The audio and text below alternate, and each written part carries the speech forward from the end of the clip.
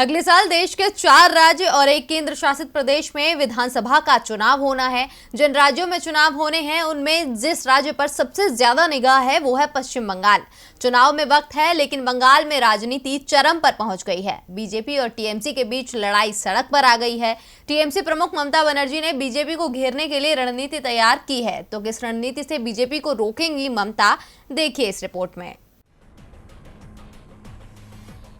पश्चिम बंगाल में 3-4 महीने बाद विधानसभा चुनावों का ऐलान हो जाएगा। संभावना है कि अप्रैल मई में पश्चिम बंगाल में वोटिंग हो।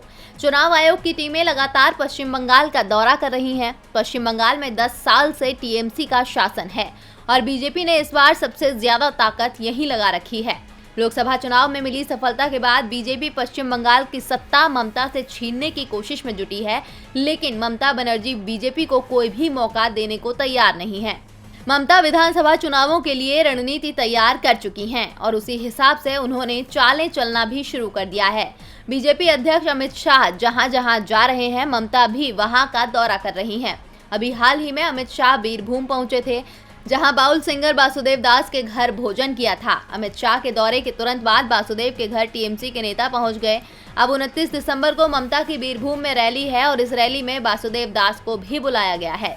टीएमसी ने वासुदेव दास को सरकार की ओर से वित्तीय मदद दिलाने का आश्वासन भी दिया है। इसके बाद वासुदेव दास ने भी ममता की रैली में जाने का ऐलान कर दिया है। 12 जनवरी को अमित शाह हावड़ा में रैली करेंगे। अमित शाह ने ये दिन इसीलिए चुना क्योंकि 12 जनवरी को स्वामी विवेकानंद की जयंती है। लेकिन अमित शाह के हावड़ा पहुंचने से पहले ही ममता बनर्जी ने पूरे राज्य में विवेकानंद जयंती मनाने का ऐलान कर दिया है।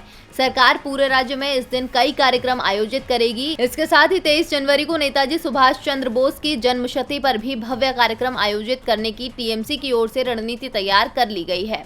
टीएमसी की रणनीति साफ है कि वो पश्चिम बंगाल में किसी भी महापुरुष को लेकर बीजेपी को राजनीति करने के लिए जगह नहीं देना चाहती। डीबी लाइव की रिपोर्ट।